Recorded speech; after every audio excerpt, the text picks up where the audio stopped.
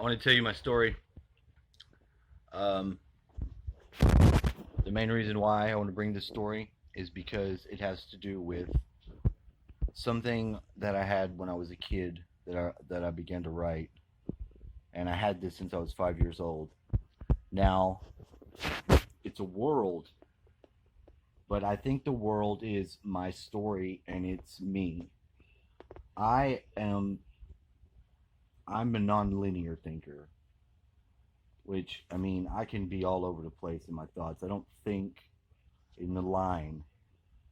So I've found that a lot of the stuff when I was really big into writing the story when I was young, I went through a really um I went harder at it around the time of adolescence. I think I was about in sixth grade around that time. I really put a lot more detail into the basis of the story. So I want to bring that forward because I have a friend and I like her. I do like her. And having a conversation with her was talking about the different characters that people have. And she disassociates, which I understand. And disassociating isn't a mental disease. It's a defense tactic. And that in this world, we do live in a world that is sort of fucked up and it causes us to fragment. And I want to bring this forward and I want to be able to share it with her because I think that it would help her and I think it would help others. And that's what I'm doing right now. So, on this world, this is the premise of the world. The world is a giant world and has a ring. Now, in the very beginning when I was a kid, I saw a robot guy broken and on a throne, and he was saying he had failed. And I called him Primeval. Probably a little bit of Transformer bleeding into that. That's not a big deal.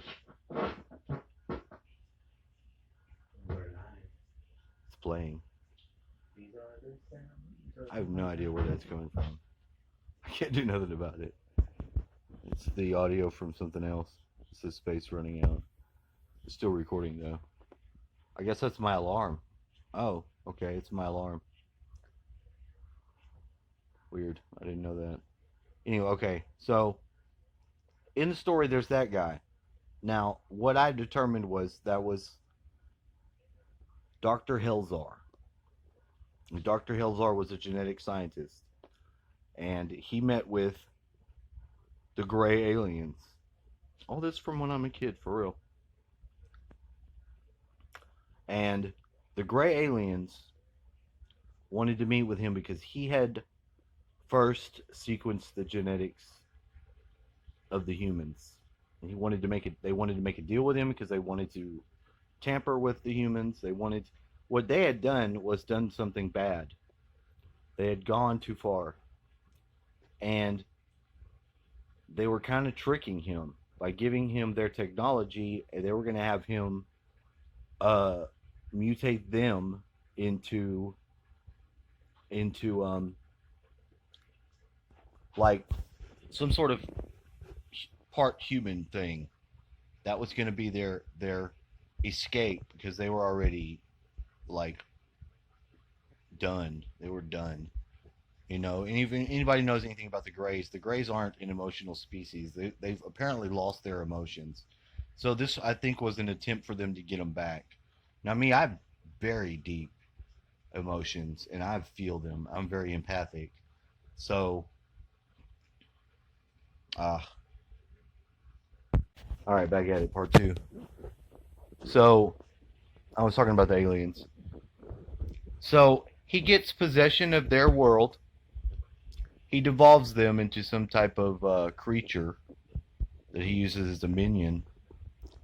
And he becomes the warlord.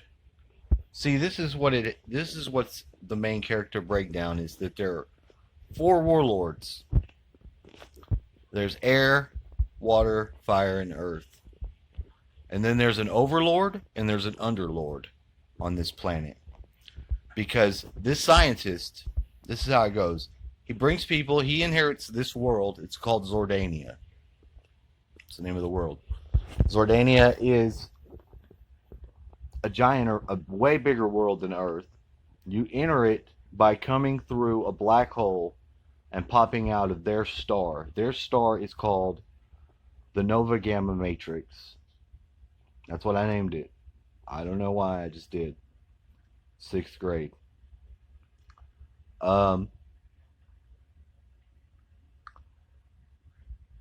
He does a lot of he tries to open people's abilities up, and he watches them from afar, but he doesn't interact with them directly. And the scientist uses the technology. He builds 4 robots of his own, and they're like his children.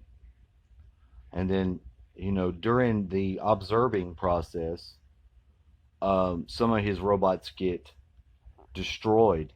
So he decides he's going to genocide them. And what the people do when these robots start attacking to genocide them is they pray to the planet and connect with it. And what the planet does is it rolls on its side. The axis shifts to where there's a light side, and it puts that side in the dark. Now, the weird thing about that is that the planet, the axis of the planet rolling on its side is kind of like what we have going on now. And it also mirrors a lot of what you see with the planet Uranus. No pun on the anus. No starfish jokes. Starfish. Get it? Anyway. So, on that world, during that time, the people start fleeing to the light side. And when the planet becomes light and dark is when the overlord is like the positive spirit of the planet. His name is Klindorin. And the underlord, who was originally named Grog, or like Gog and Magog, is Grog. He's the Incubus. I changed his name to Incubus, which is the just like a succubus. They're both that spirits. It's a spirit that messes with you while you're asleep. And Grog was on the dark side. Now Grog had a wizard. First thing he does so the planet is already now becoming involved. The planet he casts a spell, and he makes the overlord's wife pregnant. She gets pregnant, she has a baby and dies. And her name is Attica. But the baby that she has is like a black mist, like it's a spell put on her to make her have this baby that kills her. But what Klindorin does is he raises the child, and he raises it to balance him. And that's Zordinan. Zordinan is the warlord of water. So, and he's kind of like a good guy. He is a good guy. But Zordinan is like a black figure in a cloak that is like dark. You can't see. He's like water, the darkness of water, but he's creation. Now, in the battle, the human that was leading the rebellion, or the resistance, whatever you want to call it, this is the warlord of fire. He was Dreidloc. And he fought the robots and he was cast into a volcano, but he didn't die. He became like a armored skeleton, and he became a warlord too. And then there is the robot, Dr. Helzar, Primeval. Primeval is the warlord of air. He has a castle that flies, and it's Nordrin. And it's on the dark side. It's like a floating castle with a valley of spikes underneath it. And The last one, the warlord of Earth, is Neighlare. Naylar's like a vampire, and he was on the dark side. He was also one of Incubus's men, the underlords. But he wanted to take over, and he was exiled to the light side. And being like he's a vampire, he can't be in the sunlight.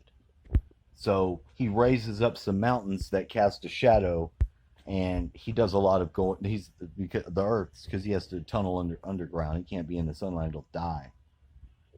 And that's the four warlords that are on this planet. Now, in the end, they all unite at the end of the story, But it's a big epic story, with a lot of, I have some of the stories wrote down and some of the stuff that happens, and because like Primeval becomes. What is this? When he would come in. Primeval says. Primeval. He becomes a. He becomes a.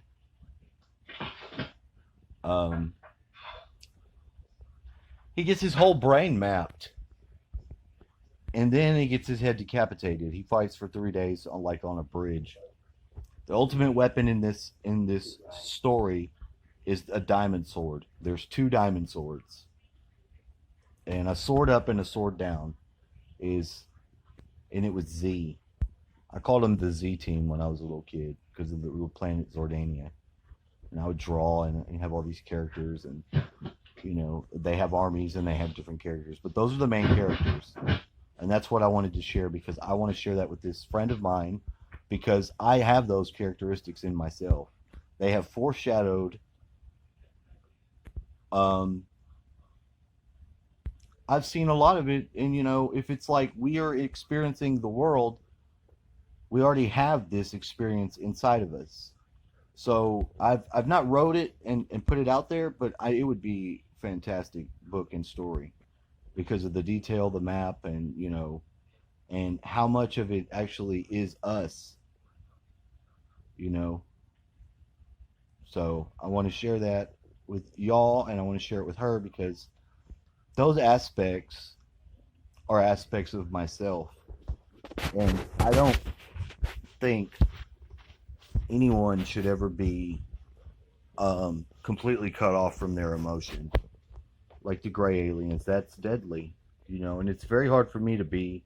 I'm paranoid and stuff like that, and also I have a deep connection. I want this story to go to my children, so I've held back on doing something with it. So that's just a little piece of me, but that's my soul. So I'm going to share that, and I'm going to share it with her because I think it would at least show where I'm trying to go with it, and that there is a purpose, and that there is tools. We already have everything. There is perfection. I believe that we just have to have access to it. We have to let it come through. That's what I want to share. All right, thank you. Have a wonderful day. Bye-bye.